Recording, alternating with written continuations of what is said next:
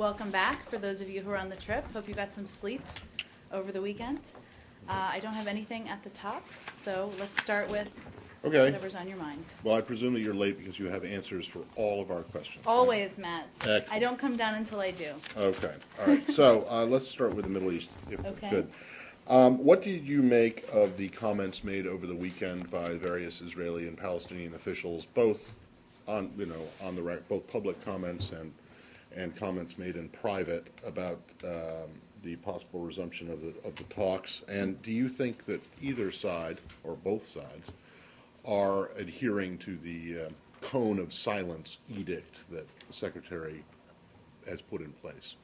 Well, let me first say, just because this is our first briefing after last week and the steps forward that the Secretary announced, that he announced a very important first step.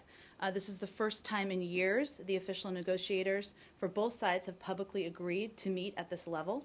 Representatives have decided that the difficult road ahead is worth traveling and that daunting challenges they face are worth tackling. Right now we are pursuing the way forward. There's been a great deal of work, compromise, and sacrifice leading to this point. Now, going to the point you made, we have promised both sides that we're going to protect them and their interests by keeping the process confidential. That's a commitment we made. We've seen comments this weekend from Prime Minister Netanyahu. I know that President Abbas has not spoken to it. There are only a limited number of parties who know the true details of the discussions and what was agreed to. The deal came together, as we all know, for those of us who lived through it at the 11th hour. There are elements that still need to be formalized. But to be clear, we have an agreement between parties to resume final status negotiations. Nothing has changed since Friday. We know that there are going to be some parties or some sources who don't support the effort moving forward. But what's important is that we're continuing to pursue it. The leaders of both parties are continuing to pursue it. And I'll just end by saying that there are a lot of conflicting reports. By the nature of the fact that they're conflicting, they can't all be true. But we're going to abide by our commitment, and we hope that all sides will do the same. Well, do you think that they have thus far? Well, I know there were a number of comments on background and by different sources, and we can't begin to determine where those were from. But again, the parties who are at the highest level, who will be playing important roles in this process, we believe have, yes. Well, President Abbas's spokesman put out a statement last night that said that until and unless the Israelis agree to negotiate, that the one basis for negotiation is 67 lines with agreed swaps, that they're not going to be at the table. So is that a violation of the silent code of the cone of silence? Well, I'm not going to start getting into it, evaluating whether that people have or haven't. We're abiding by the commitment that we made. I will say that we are not going to speak to private discussions, as I've kind of made clear. Both parties are continuing to plan. We're continuing to plan to have them in Washington as if everything goes to plan. There's clearly, of course, still hard work to be done. There's decisions that need to be made. But we still feel that it's in the best interest of this process that we don't litigate it all in public. Okay. So you don't want to say whether or not you think that the parties are agreeing with the ground rules of the Secretary. Am I correct? Is that correct? I think we're going to continue to abide by the promise, and I we just hope have others one do more. the It's same. logistical in nature, and that is what is next week or so was the language used by the Secretary on Friday. I'm just wondering if you've nailed down, or even have there been dates proposed to the two sides? Well, we have been in touch with both parties over the course of the last couple of days, but I don't have an update on the logistics of the date yet. Is it more likely next week, or is it more likely this week? I don't have an update right now for you. Of course, it is Monday. We have 4 days left of this week. So as soon as we do have an update on timing, I promise you we'll make sure all of you know that. Can you just come back to the issue of the 67 borders agreement? I mean, is this a make or break, or is it not even in discussion? Because it seems to be the big issue, for both sides. Sure. Well, I know you're all familiar with what the U.S. position is, which the President outlined in his 2011 speech. But this is one of those, there are a number of issues that will continue to be discussed. between all the parties. And as that process continues, we're just not going to get into laying out the details from here. Did you say this is one of them? Well, there are a number of issues, of course, that are continuing to be discussed. May I ask, on the reports over the weekend, that the Secretary has decided to appoint Martin Indyk as his negotiator to do the day-to-day handling of this process going forward? Sure. Well, let me first say that, of course, the Secretary's focus first was on getting the parties to come back to the table, and obviously the announcement last Friday was a significant step forward toward that. He's now focused on putting together the right combination of players to work with the parties, and he's determining what that will entail. And so we do expect, of course, to have a senior team in place, but no decision on a negotiator or envoy has been made. And I'll just finish by saying he knows, as we all know, it's going to be a challenging process. He can't carry it all on his own shoulders day in and day out, and that's why he's looking to put together a senior team. Has anyone been approached yet? You say no decision's been made, but has the Secretary actually approached anybody yet to take on this role? I'm just not going to get into the specifics of personnel processes. And do you know when you might be able to have an announcement for us on that? I don't have any update on it, but of course this is something he's thinking about and talking about with his senior team as we speak. So would you say the report over the weekend about Martin Indyk was inaccurate? Just that, I think what I said about how he wants to put together a senior team, but the decisions haven't been made yet, speaks So to he could be what one the of the status is. He could be one of the names in the pot then. I'm not going to speak to that. Obviously, he's a very well-respected, a professional with a great deal of experience and background, but I don't have any other updates on the personnel process. Is the Secretary briefing the President on what's going on? We haven't seen a statement out of the White House acknowledging any of Well, this. I can say that the Secretary has been in very close touch, or he was last week, with Susan Rice. He did speak with the President last Friday, so he has been in close touch with the White House, as we all have, on all levels throughout the last week or so. And long before that, of course, there's been regular briefings on the status and progress and where we think we are. So he's not seeing the President today? I'm not going to read out specific scheduling of private meetings, but I can assure you that he has been in close contact with the White House and senior officials there. When it's on the schedule? I believe it is, but I don't have any details on the Has it been specifics of the canceled or meeting. something? No, Matt, it has not been. But again, I'm not going to get into the specifics of topics for a private meeting. Abbas told the Jordanian newspaper that whatever agreement they agree to in any negotiations will be submitted to a public referendum. Do you support that notion? Again, I'm not going to speak to Saeed. I know there's a number of steps each side may take, but we are focused on formalizing this agreement. We have been clear there is an agreement between parties to resume final status negotiations, and for specific questions about what the Palestinians or what the government of Israel are planning to do, I would refer you to them. Don't you think that a public referendum by the Israelis or the Palestinians could sabotage whatever agreements they have? I just don't have anything more for you. I would point you to them to ask that particular question. Did you caution Abbas against such a statement or against doing something like a public referendum? I appreciate your perseverance, but I just am not going to have anything further on that. Okay, now, the last thing I wanted to ask you about the meetings that this week, Palestinian sources that it could be Thursday and Friday. I know you talked about this, but do you have any idea? Well, the Secretary said as soon as this week or next. I don't have any update on the timing for that. Obviously, we'll be talking to both sides about what works best. And this round of talks, once they take place, is it going to be just a launching and then they come back in August, or what? Give us an idea how it will work out. Well, I don't want to get ahead of the meeting before it's actually taken place. It would be natural that they would discuss everything from an agenda to the process moving forward, but both sides have made clear they want to have substantive discussions as early as possible. So I can't tell you if that's hour 1 or hour 4 or hour 7, but that's what our anticipation is moving forward. Okay, now lastly, I'm sorry, on the prisoner issue. The Israelis are saying they are willing to release 83 prisoners. Is that something that you can talk about? I've seen those reports, but I would refer you to the government of Israel for that.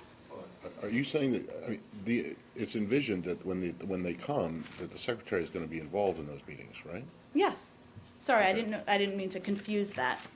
No, I'm confused because you're not saying that the question was about Thursday and Friday. I just said we don't have it may be possible that there are different sides suggesting different dates, but we just haven't worked out a final date yet. Would the secretary be available on Thursday He or will Friday? be, Matt, at the UN on Thursday, Okay. but he will be up there for a day trip. So, but regardless, there hasn't been any decision about the date of the meeting yet. Syria. Uh, There may one be more. a few more on this one. He's meeting on the schedule this afternoon. He's meeting with the elders. Is part of the thing, part of what he's going to outline to the elders when he meets with them, his progress in the Middle East peace. I'm sure there will be a range of topics discussed, and I know they'll be here briefing him as well. So I'll check if there's going to be any readout of that, but I'm sure he'll be happy to talk about a range of issues. Sorry, Jim, but on the initial launching of the talks, will there be an involvement by the Jordanians? Well, they've been very supportive, as you know, to date, and obviously regional partners have had an important role they've played. We talked a bit last week, or I should say the Secretary talked a bit last week about the role of the Arab Peace Initiative, and obviously the Jordanians are an important part of that. But in terms of a meeting here, the players that the Secretary announced would be the players who would be participating. On your non-comment on the INDIC, the possibility, am I correct in assuming that you're not ruling anybody out, including him, for this job? I don't think I'm ruling in or out. Okay.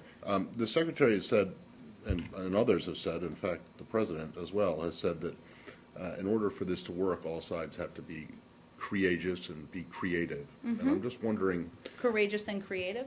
yeah, right? I don't know. I didn't hear what exactly Yes, you said. Okay. Is that right? I Yes, mean, go ahead. They have to Sorry. show, Go they ahead, I have to didn't mean to- demonstrate courage and Yes, creativity. that's true. So can I ask what is so courageous, or what would be so courageous or creative about appointing more recycled Clinton administration officials to shepherd these talks? It would seem to a lot of people, I think, that people like George Mitchell and Dennis Ross, they've done this before and not been successful. Martin Indyk was involved in that. It seems to me that there's very, very little courageous or creative about an appointment like this.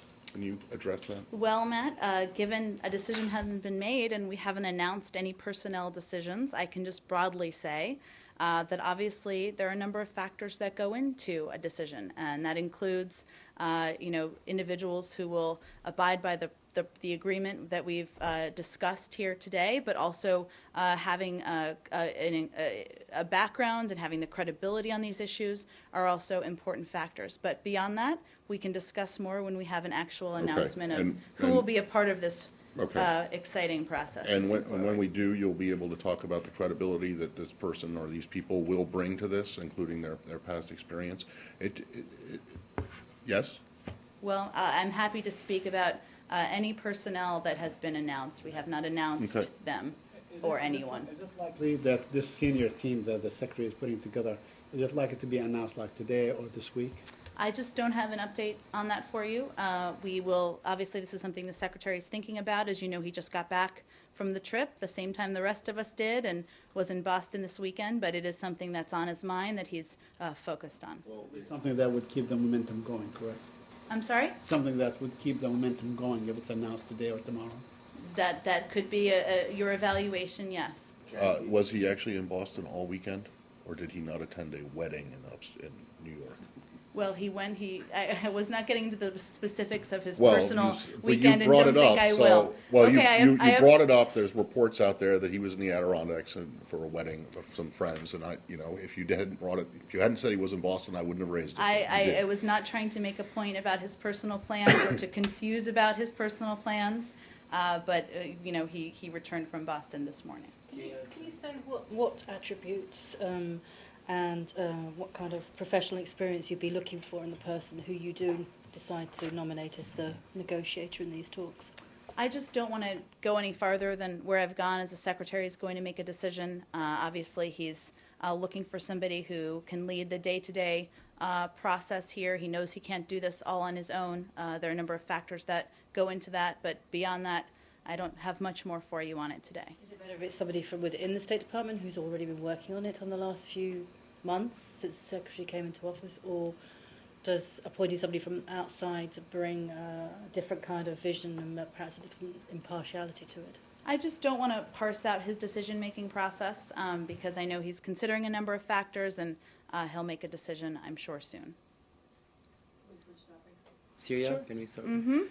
The General Commander of the Syrian Supreme Council, Salim Idris, he's visiting New York, and there are some information that he might be in Washington, D.C. So can you give us a little bit of details about who's going to meet here? And Well, I know we've talked about this a little bit. As you know, we're in regular contact with General Idris, as well as this opposition coalition and the SMC to discuss what we can do to help their needs.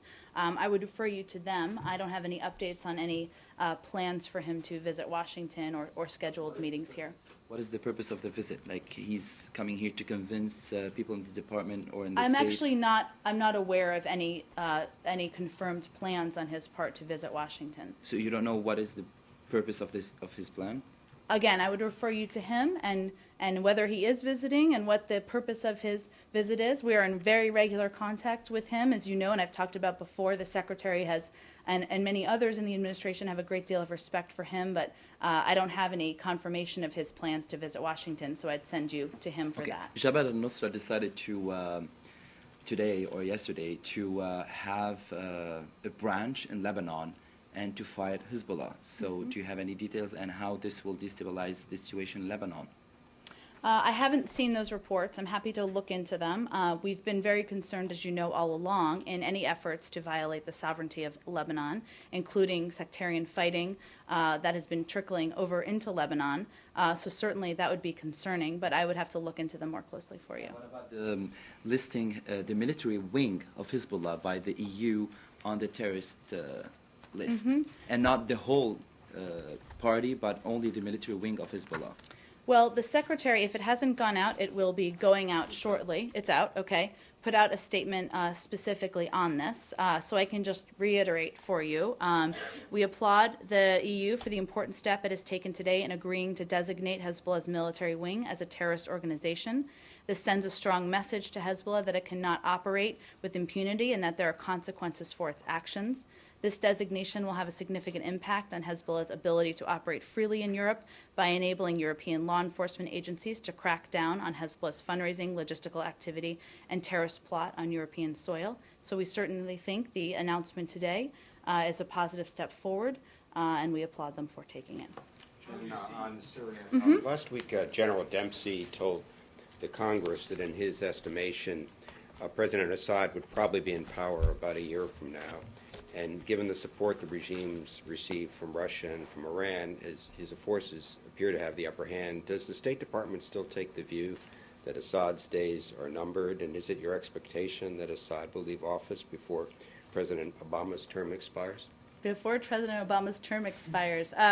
Well, it is true, Michael, of course, that the regime may have made some gains on the ground. It does remain to be seen whether it can hold them.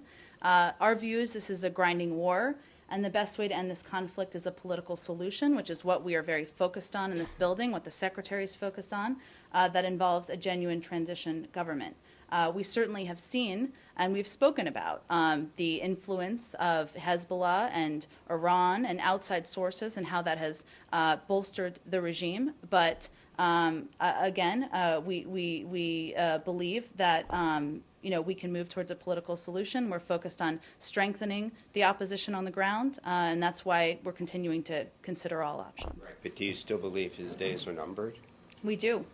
It's a very large number, though, yes?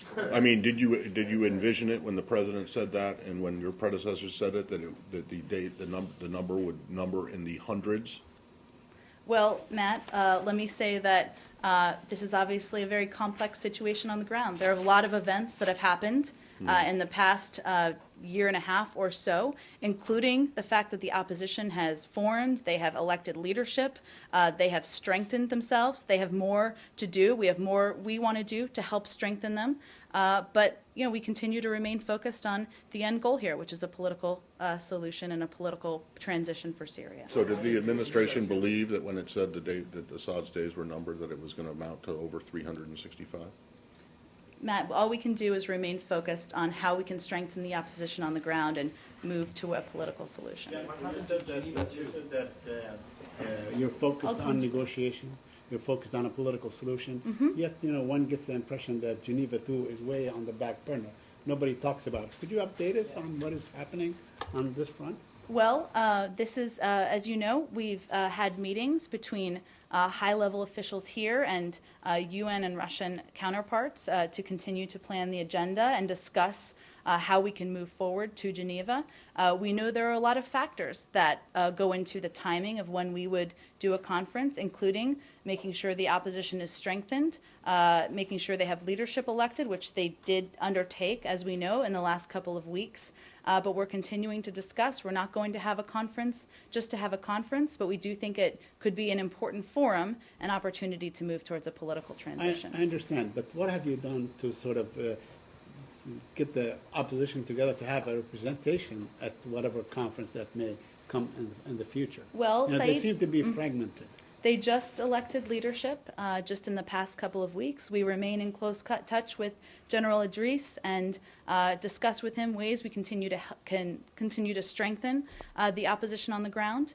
And we continue to consider all options. That's something the President has said, the Secretary has said, and continues to be discussed in the So administration. just to understand it clearly, the suggestion here is that the leadership that was elected 2-3 weeks ago is the one that will represent the opposition at whatever conference that would be coming. Well, it hasn't been determined who will represent them. That's part of the discussion. But of course, the leadership and electing the leadership was an important step forward, and we knew that needed to take place before we took additional steps forward. Syria? On the designation of Hezbollah, do you share the European point of view that there is a political wing and a military wing? How would you define them? Sure. Well, I think many of you are familiar with our position. We don't differentiate between Hezbollah's different wings. The branches share common funding, personnel, and leadership, but we still feel this is a positive step forward, applaud them for taking this important step, and think it will have an impact on the ground. Jen, since the Secretary is going to New York and General Idris will be there too, is there any maybe plan for the Secretary to meet with him in New York? I don't have any updates on his meetings aside from the UN meeting that you all know that he will be chairing on Thursday. And again, I would refer you to General Idris and the SMC on what his exact travel and visit plans are. The clashes in northern Syria, the clashes between the Kurds and Al-Qaeda-related groups, and do you have any update for us? Do I have any update for you? Yes. On what's happening on the ground, or What's what specifically? happening on the ground and your reaction? What is the main concern for the administration? Because it's kind of different clash other than the clashes between within the fractions. I mean, the opposition groups, or the clashes between the Assad regime forces and the opposition is totally different. Right, and stage. so can you repeat? Sorry, I couldn't hear you in the So, beginning. do you have any confirmation about what's going on the ground? First of all. Well, we continue to follow reports that Syrian Kurds are fighting ISIS in the Raqqa province. We've been very clear about our concerns over the regional instability caused by the crisis in Syria and the propensity for spillover violence.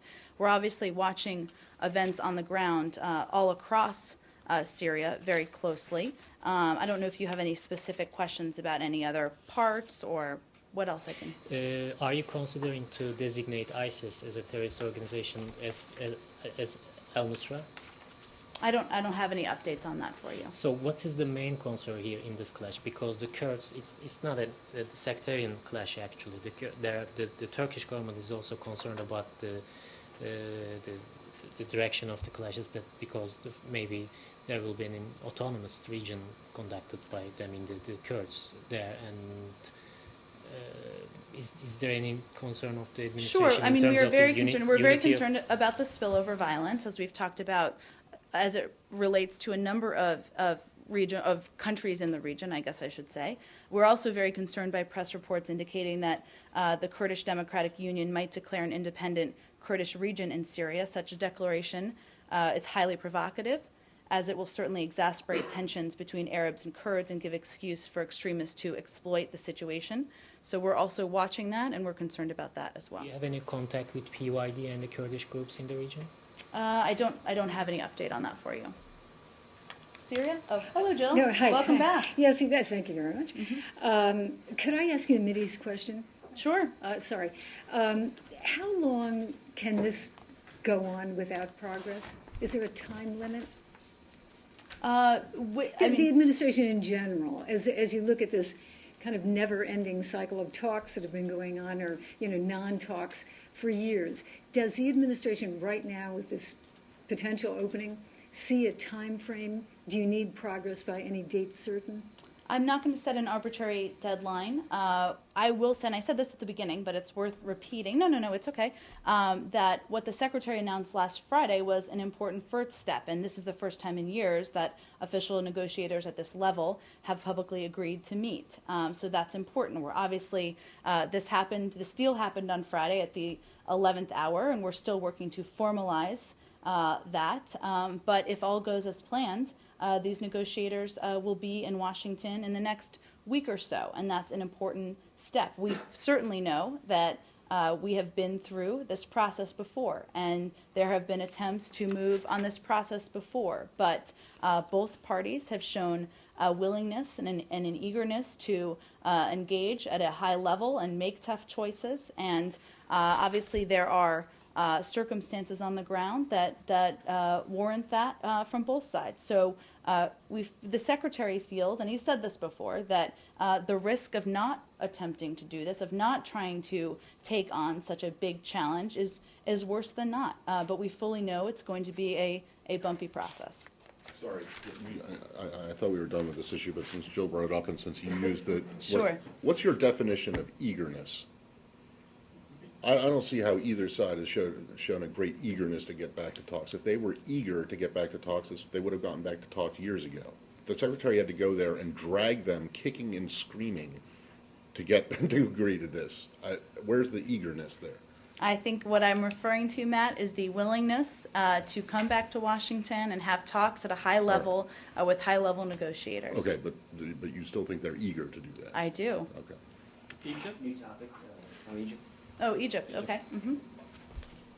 Oh, go ahead. There's been some So reports polite. of renewed violence in Tahrir Square. Is there any fear from the State Department that this could spill over into along more sectarian lines? There's been some attack against Coptic Christians of late. Mm-hmm. Do you ever come? Well, I know these reports were out just this morning. We, of course, continue to condemn all violence and encourage all sides to refrain from violence, and that is a message that we're conveying both publicly and privately. Beyond that, they're relatively new reports, so I just don't have any new analysis for you. Anything on the attacks against Coptic Christians? We spoke about this as it related, unfortunately, to a separate instance just last week or the week before, and obviously we're concerned about any instances of violence or targeted violence. Has there been any change in the status of the designation, whether it's a coup or not a coup? There has not been. We continue to.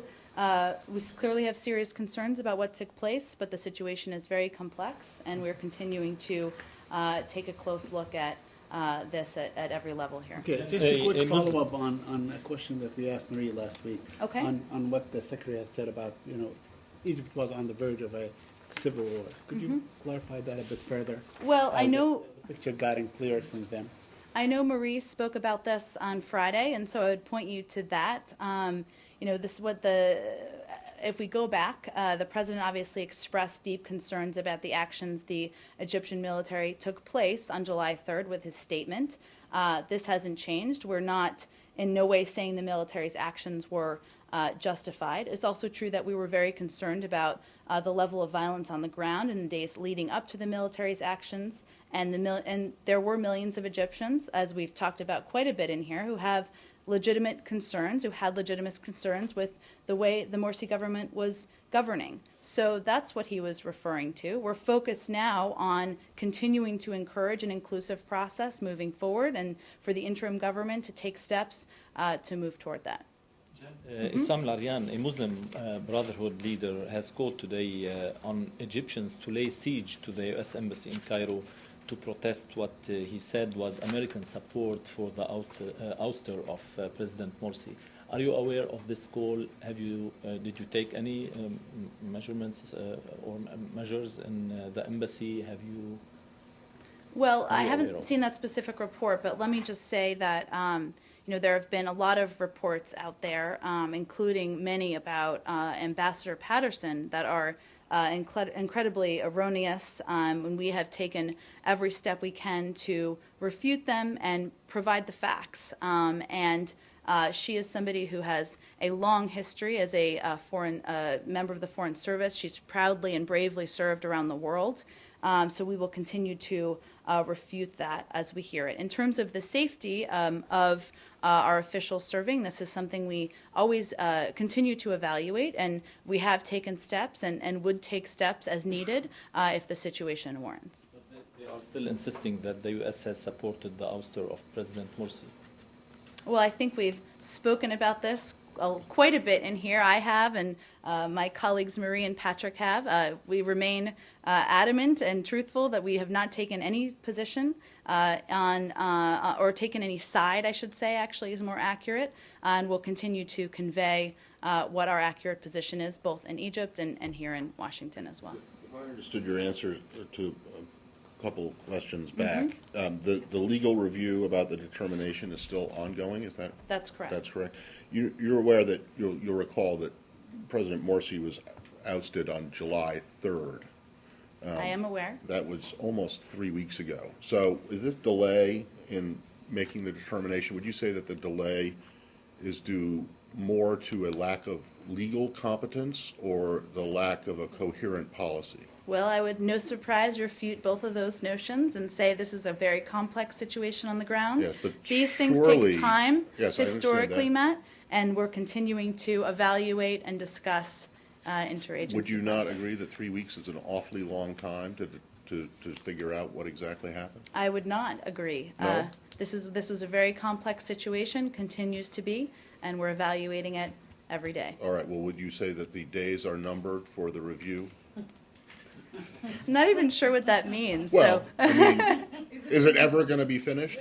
Or is it only going to be finished once it's no longer relevant? We're continuing to focus on the review, Matt. I don't have any update for you on the time of conclusion. That the interim government is doing any kind of progress right now? We've seen, we've seen an announcement about a constitutional process. We've seen the appointment of interim leaders. I'm not here to evaluate or give a grade, but we continue to encourage the interim government to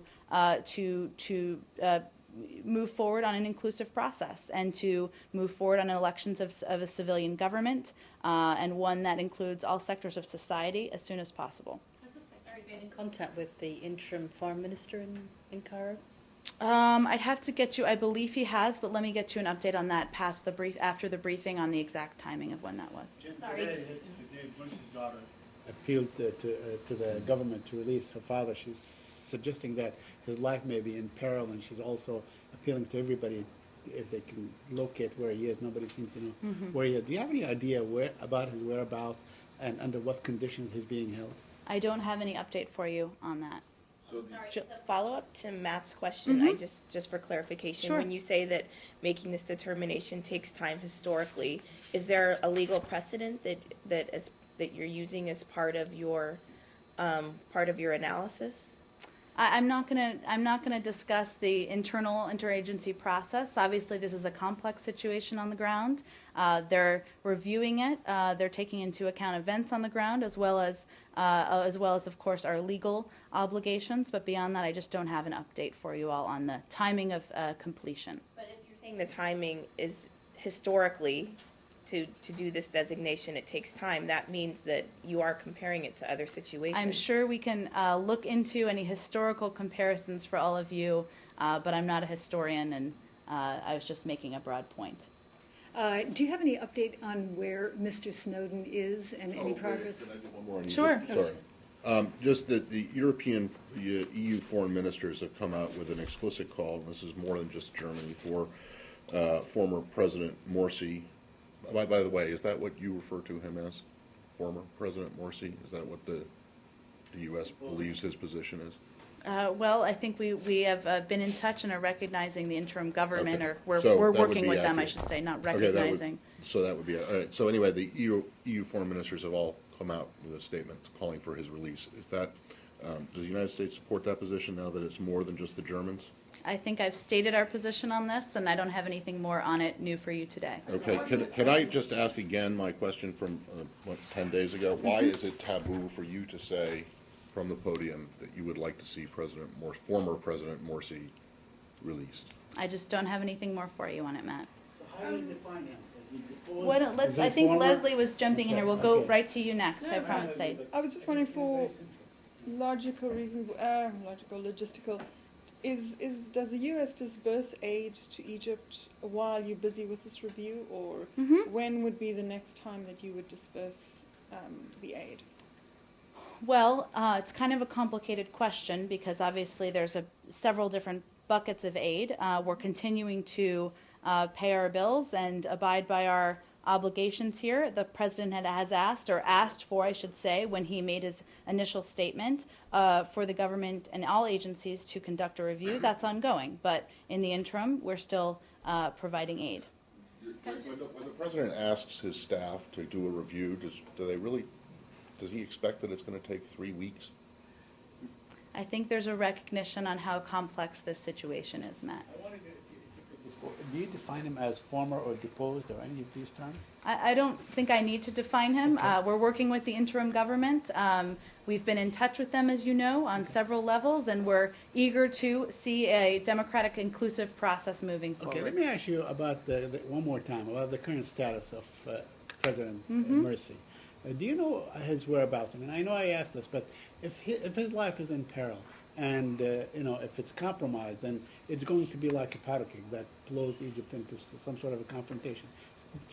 Shouldn't you be sort of concerned about his whereabouts? Shouldn't you be assured that he is actually fine and well and so on?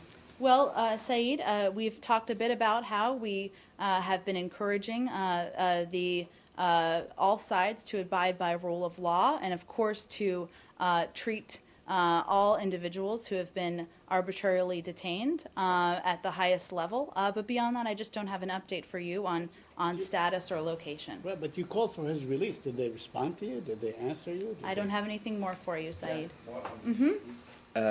You once said that you respect the Egyptian people's will or decisions, right? So right now, officially, for them, the former president, Morsi, is a former president. He's no longer a president. So do you consider him as a former president respecting the will or the decision of the Egyptian people, yes or no? I don't think I need to name him or define his name. Our focus is on moving forward, and our focus is on working with the interim government to have inclusive, civilian, democratically elected process, or democratic process to elect a civilian government. So that's where our focus is. This way, Jen, are you trying to avoid this situation, and how are you going to deal with I don't think at all. I think I'm conveying what our focus is. Go ahead. You don't think that you're trying to avoid anything here? I think this has become a game, so I'm moving on to the next question. Yeah, insurgents in Iraq attacked 2 prisons during the weekend and freed more than 1,000 prisoners, most of them from Al-Qaeda. Are you aware of that, and to what extent you are concerned? I'm not. I haven't seen this report that you're referring to, but I'm happy to look into it. On Iraq? On Iraq? Yeah, okay. This morning I saw Mr. Martin Kobler, the Special Representative of the United Nations Secretary General in Iraq. It's his last day. He paints a very bad picture of what's going on in Iraq, and the feeling, not from him but from others, I'm getting that the United States actually is not involved. It's looking sort of neutrally at all this violence that is going on. Well, I would refute that, Saeed. We are deeply concerned by the levels of violence. We're encouraged that many political and religious leaders have taken a strong stance against this violence. It's very important. And that they've continued to explore ways to address ongoing political and security issues. We welcome recent political developments, including the reciprocal visits in Erbil and Baghdad between Prime Minister Maliki and Iraqi Kurdistan Region President Barzani, discussions by Iraqi leaders to address issues arising from recent protests in western Iraq and legislative initiatives in the Iraqi parliament. In terms of our involvement, U.S. officials in Baghdad and Washington remain intensely engaged with senior Iraqi leaders to support their efforts to resolve differences through direct dialogue and the political process. The level of our engagement is reflected even recently by calls placed last week by Vice President Biden to Iraqi leaders, and we'll continue to work with leaders to overcome the threat of terrorism and their efforts to bring justice to those who continue to perpetrate such despicable crimes. South Asia? Sure. Quick question.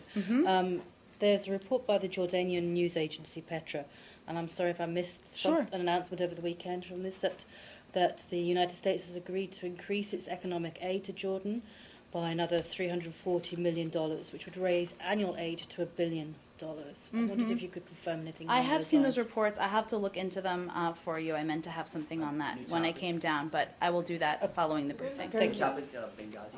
I actually had a new topic a while ago. Okay, go ahead, Jill. Do you have an update on Snowden's whereabouts? And also, the Russian Interior Ministry is saying, look, you want extradition, we want extradition. We've got two guys, terrorists, who are living in the United States, and we want them back. And the U.S. doesn't do anything, therefore this is double standards. Do you have anything on those? I can give you the names if you want. I'm happy to look into that. I mean, I think our policy on this has been that Mr. Snowden has been convicted, or has been accused, I should say, of 3 felonies. We believe he should be returned to the United States. My last understanding of this, and I believe this is up to date, is that he remains in the transit lounge of the airport there, and that Russia still has the opportunity to do the right thing and return him to the United States where he can face justice. Are there continuing talks, or is it just kind of status quo? They're continuing. We remain in contact. I don't have any update for you on the last conversation, but this is obviously an issue that's a priority, and we remain in contact with at the appropriate level. Jen, there's a very interesting Freudian slip you just made there. Is it the administration's position that Mr. Snowden is in fact guilty because he admitted to leaking this material? I think I corrected myself and said he was accused, which still warrants his return to the United States so he can face justice. Okay. I So corrected myself it's not midstream. the administration's view that he is right now that he is guilty of any crime. Well, you're familiar with how our justice system works. I don't think we need to do an education on that here. No, I just want to make sure. The status sure is that he has been accused of 3 felonies, Yes. and we believe he should be returned to the United States. And tried for that. But Correct. you do not assume, or you do not believe right now that he is necessarily guilty. You're familiar with how our justice system works, Matt. Retired General Carter Ham, former head of AFRICOM, over the weekend was in Aspen, speaking at the Aspen Institute, and he said that he knew within hours of the attack on Benghazi that he knew it was a terrorist attack. If that is the case, and a view shared by many, why was the State Department so out of touch? Well, I know we've had a good time talking about this quite a bit in here, but I will tell you that this has all been reviewed and evaluated by the ARB. There's an unclassified version of that's out there. We're continuing to look into the process. The Secretary is focusing on implementing those recommendations, but beyond that, I don't think we're going to speak to every comment that's out there. Was General Ham interviewed for the ARB? I would have to check on that for you. And also... let me just say, though, that they had access to every individual they wanted to have access to, and the information that they wanted to have access to. It was a very thorough review of the events that happened. And can I just ask for your comment? This was posted, Secretary Clinton spoke on September 12th.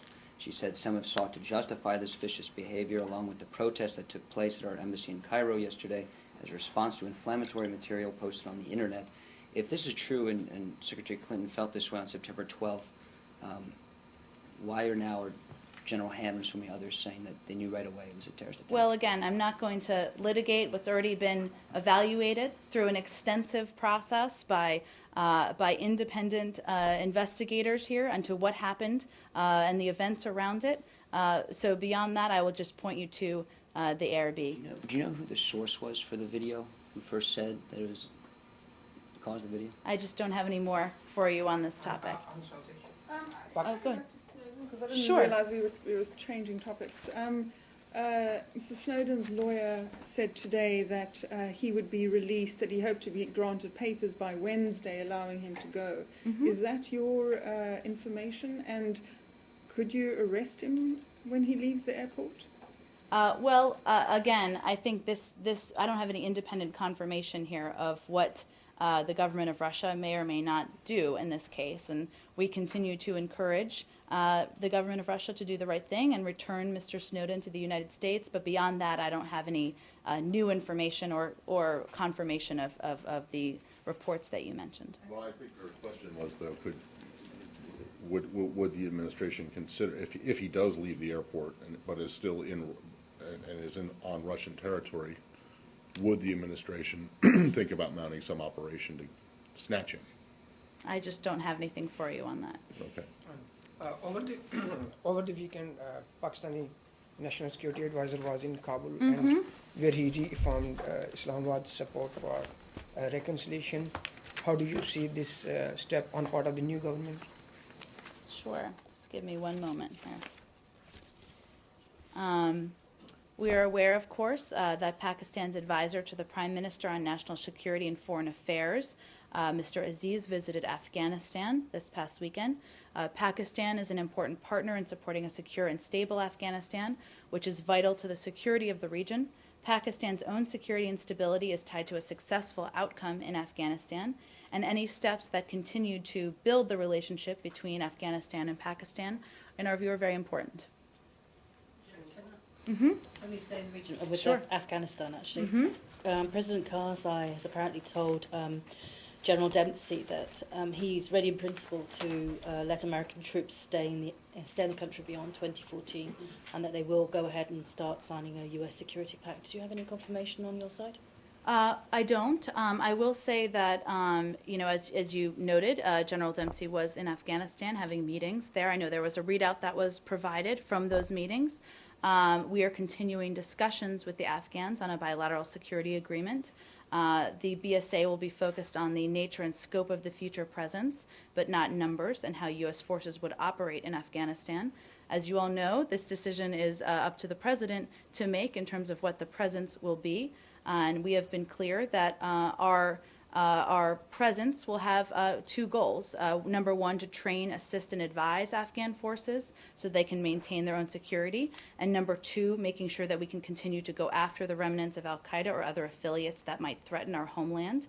That's a very limited mission, but beyond that, I don't have any updates on. Talks are back on track then, are they, after having been suspended by Karzai? Well, we continue informal discussions with the Afghans on a bilateral security agreement while the formal negotiations have been suspended. So they remain suspended, right? But we're continuing informal discussions. Can I ask a question about Venezuela? Sure. They're saying now that that they're ending talks that barely began, and we just wanted to know what your reaction was on that. Thank you for the question. First, let me say that the United States remains open. There was, as you know, we had a high-level dialogue with Assistant Secretary Jacobson and Sergey Ortega. We continue to believe, and that is the case today, too, that a more functional and operational relationship to deal with matters of mutual interest is in the interest of both countries, and so we remain open to that moving forward. We initiated a process to achieve that relationship, and we are continuing to hope that we can resume that. What kind of steps are you taking, or is it in their court? Again, I don't have any specific updates on calls or anything along those lines, but this is obviously a new public statement this weekend, and so we'll see if there's any updates for you on other points of communication. So after Guatemala, how many meetings were there?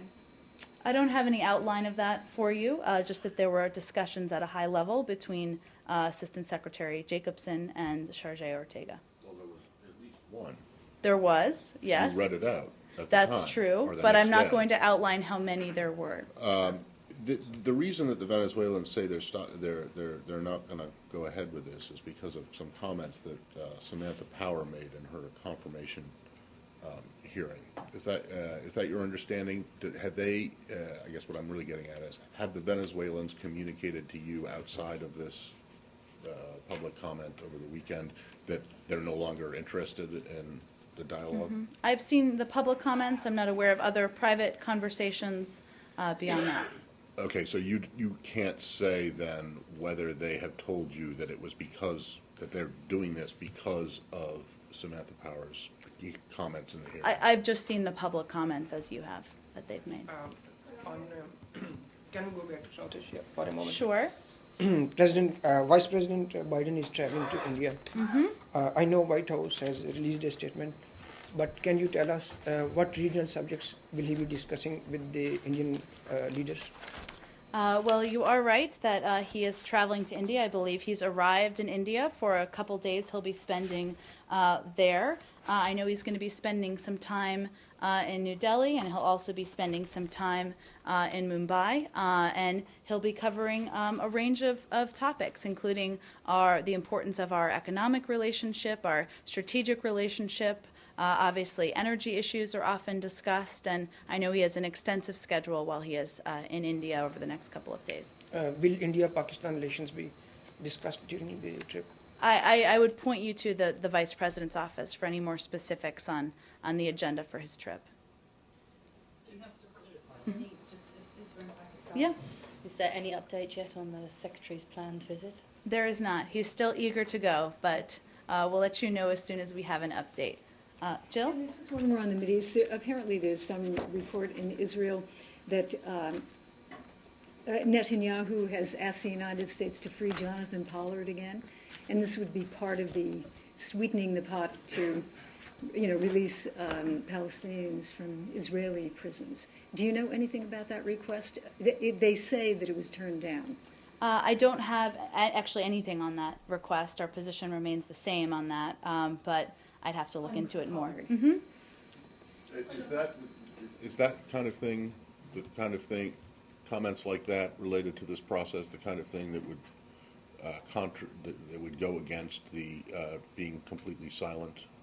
I haven't even seen those comments, Matt. All I can convey is the importance of giving this process the room and the space to move forward, and that's how we're going to be abiding. But tangential issues such as that, they can be talked about. Just I haven't even seen the comments that Jill was referencing. Let's just do a couple more. Scott? Thank you. Thursday's meeting in New York is about the Great Lakes. What can you tell us about the violence in Congo that has led to this new wave of refugees? Let me see, Scott, if I have anything new for you on this. I don't, unfortunately, think I do, so we'll have to get back to you with something immediately following the briefing. I apologize for that. Let's just do a few more here. Go ahead in the back. Colombia, do you have any statement or update about the U.S. military kidnapped by FARC in Colombia? I believe that this has been talked about, so let me tell you what I have. I don't know how much of an update it will be, but we are aware, of course, of reports that a U.S. citizen has been taken by the FARC. We remain concerned about the individual's safety and well-being. We are working with Colombian authorities to get more information, and unfortunately we don't have any further information at this time. Syria.